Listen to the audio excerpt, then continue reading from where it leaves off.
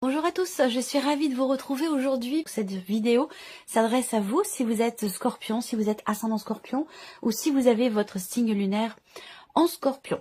Alors, on y va pour vous les Scorpions. On va regarder l'énergie qui vous entoure concernant votre vie émotionnelle et sentimentale. Alors, on a ici le fait de une énergie qui vous amène à aller chercher une forme d'équilibre, une énergie qui vous amène à assainir quelque chose, que ce soit en vous, par rapport à vous-même, ou que ce soit dans le cadre d'une relation. C'est une énergie qui peut vous amener finalement à l'équilibre, une énergie qui peut vous amener à peut-être modifier votre manière de faire, votre manière d'agir, et on va le voir ici avec cette partie-là, pour un mieux-être, pour un rééquilibrage, pour une réharmonisation de votre équilibre émotionnel ou d'une relation qui est importante pour vous. On regarde votre état d'esprit, les Scorpions, concernant votre vie émotionnelle et sentimentale. On a l'énergie du diable. Alors, on voit que vous pensez être un petit peu coincé. Alors, je dis vous pensez parce qu'on n'est pas forcément dans les ressentis. On va voir ce qui se passe après au niveau des ressentis, dans la manière de percevoir les choses émotionnellement. Là, on voit que...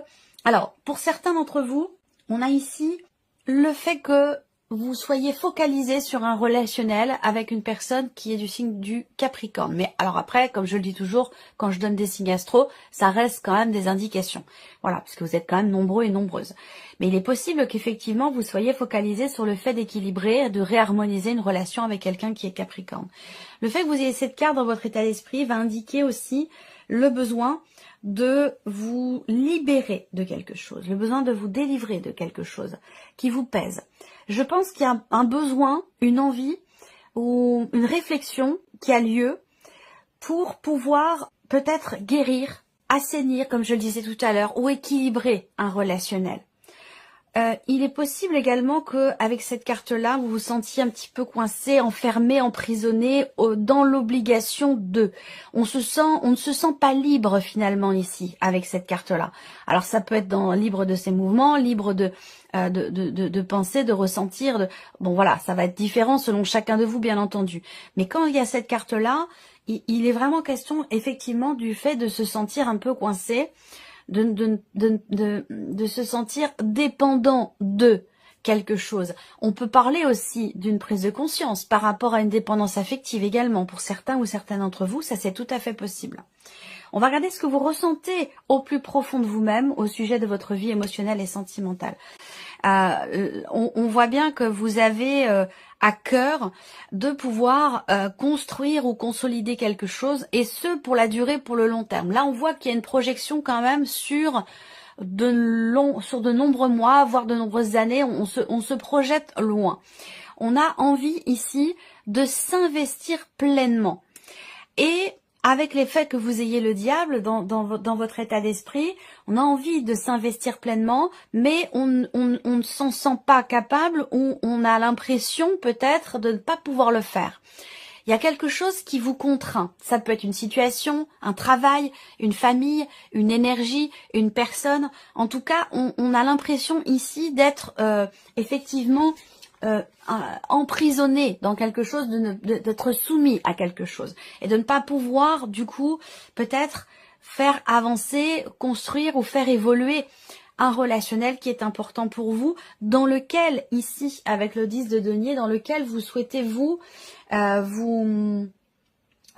investir véritablement pleinement, vous projeter, réparer ou construire quelque chose d'important dans cette relation. On va regarder ce que vous faites, vous, concrètement, l'énergie d'action, par rapport, évidemment, à votre vie émotionnelle et sentimentale, et ou sentimentale. Alors, qu'est-ce qu'on a? Le 5 d'épée. Donc, on voit que là, on cogite beaucoup. Le fait qu'il y ait 5 d'épée, on va parler d'un conflit intérieur, d'une certaine dualité ou d'une certaine contradiction. C'est-à-dire que là, vous voyez, vous vous sentez contraint ou soumis, contrainte ou soumise, ou avez l'impression de peut-être de manquer de liberté quelque part, et en même temps, vous voulez vous engager, vous investir pleinement. Donc on est effectivement là dans une forme quelque part de dualité. Donc il va s'agir ici, grâce à l'énergie qui vous entoure, d'aller chercher l'équilibre, d'aller chercher le juste milieu. Je pense que là, en fait, la dualité, la contradiction, elle peut se situer sur, effectivement, bien sûr, deux opposés, mais sur le fait de ne pas forcément aller forcément complètement dans un sens ou complètement dans l'autre. Il y a peut-être cette idée-là d'aller chercher quelque chose de juste, quelque chose d'équilibré. On va voir, on va développer le tirage par rapport à la personne qui est en face de vous. Mais l'énergie qui vous entoure vous amène en fait à doser, à mesurer et à trouver quelque part un juste équilibre, à trouver un juste milieu. On va regarder l'énergie qui entoure la personne qui est en face de vous. Je le rappelle, ça peut être votre conjoint, votre partenaire, la personne de votre cœur, votre femme, votre mari.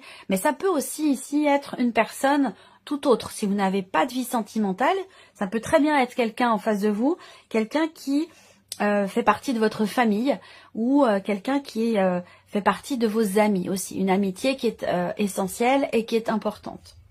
Alors, ici, l'énergie qui entoure cette personne. Cette personne, ici, on voit que, de par l'énergie qui l'entoure, on voit que, alors là, on est dans un aspect quand même plutôt amoureux, mais l'énergie qui entoure cette personne l'amène à être quelque part, j'allais dire, dans le désir, dans l'envie. Alors, on va voir de quelle manière, comment ça se matérialise, comment ça se situe. Je vais développer quand même ici. On va regarder l'état d'esprit ici de la personne qui est en face de vous.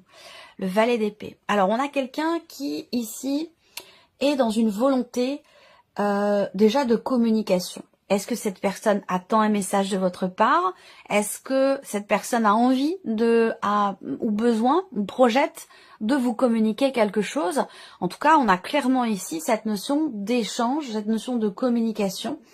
Il est possible que cette personne... Alors là, on est dans un aspect quand même plutôt amoureux. Il est possible que là, on ait quelque chose qui soit naissant.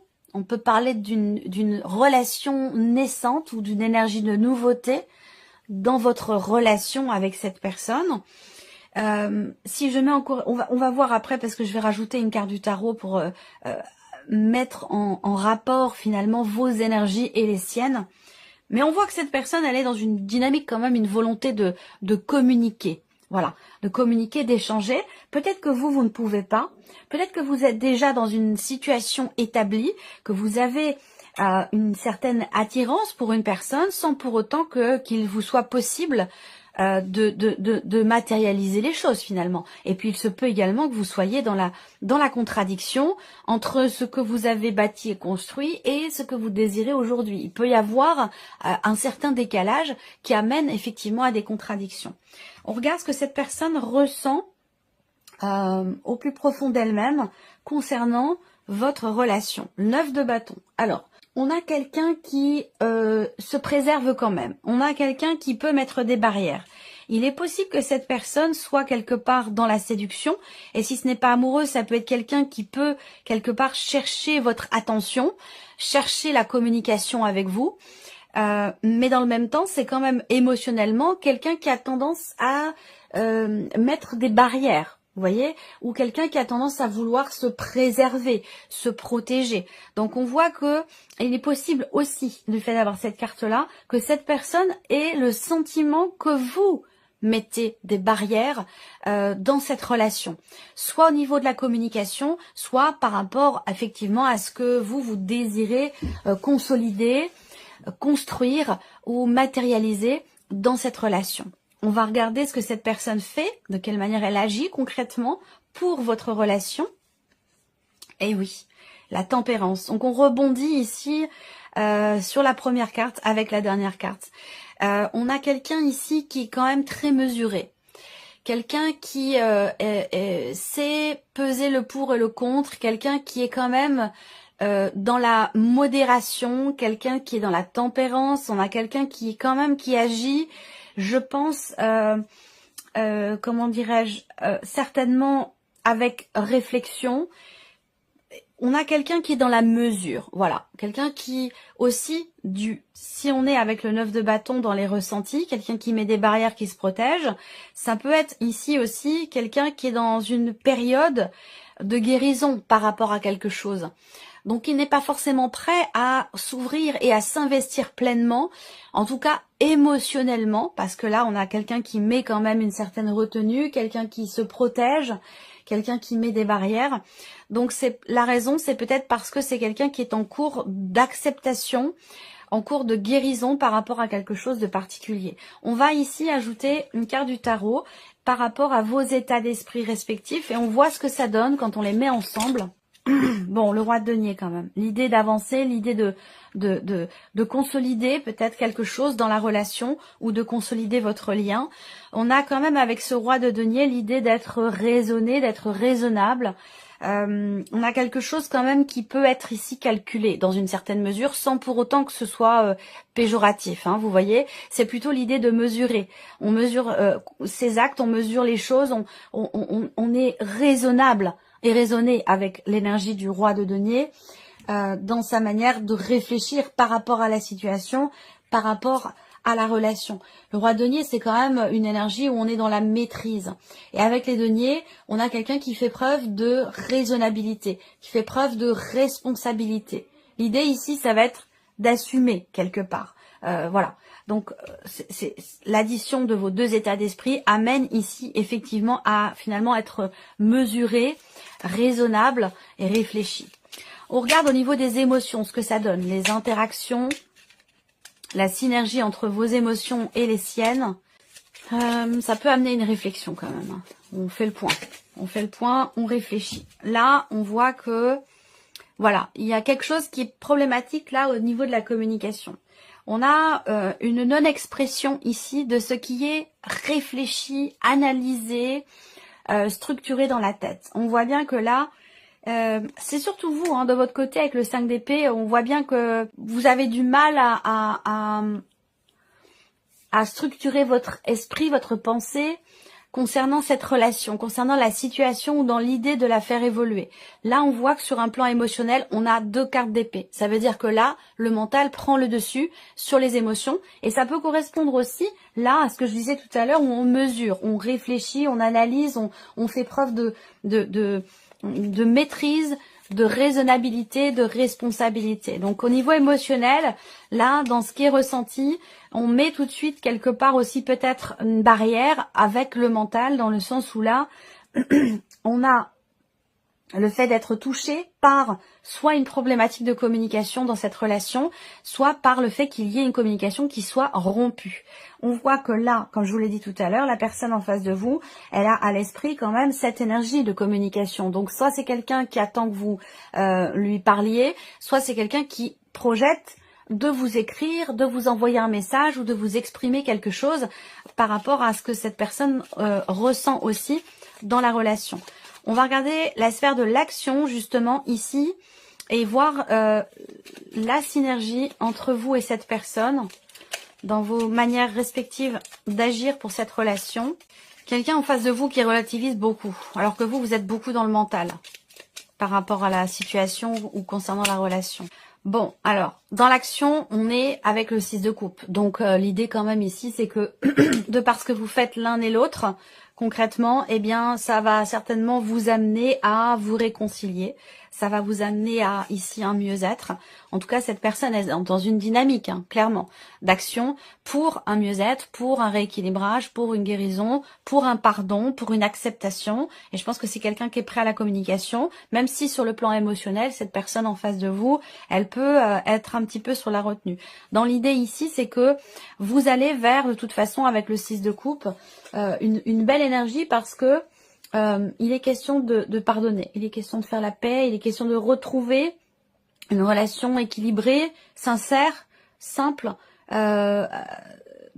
et retrouver quelque part une certaine complicité dans ce qui est partagé avec cette carte-là. Mais je pense que ça viendra plus quelque part de la personne qui est en face de vous, puisque vous êtes quand même beaucoup dans le mental, vous vous sentez coincé, et il peut y avoir ici, comme je le disais tout à l'heure, une forme de contradiction, de dualité en vous.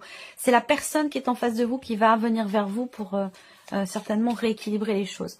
On va terminer avec un petit message ici. Alors ici, première carte, chiffre 1, qu'est-ce qu'on a ici? Je suis responsable de mes actes, mais pas des sentiments que je fais naître en toi, en l'autre. Quand je culpabilise et que j'endosse toutes les fautes sur moi, je prends conscience que je n'ai en réalité aucun pouvoir sur personne.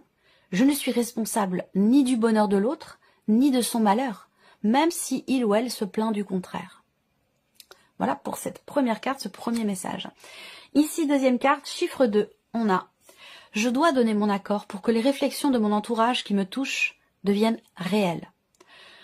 Toute ma vie, j'ai le choix entre deux situations. Être d'accord avec ce que ma famille dit de moi et leur rester fidèle comme un enfant, ou les remettre en question et me libérer de leur jugement pour vivre ma propre vie. » Et la troisième carte, le chiffre 3, on a ici « Je me protège de mes jugements qui me font me sentir mal. Je prends conscience que tous mes jugements sur moi-même ont peut-être grandi en moi comme une graine qui ne m'appartient pas. Quand je me dis « je suis nulle », par exemple, comment puis-je être sûre que cela vient de moi? Voilà pour vous, mes chers scorpions. J'espère que cette vidéo vous a plu, que ce tirage résonne en vous. Merci à vous, merci de votre présence, de votre fidélité. On se retrouve très bientôt pour les prochaines vidéos. Au revoir. Au revoir.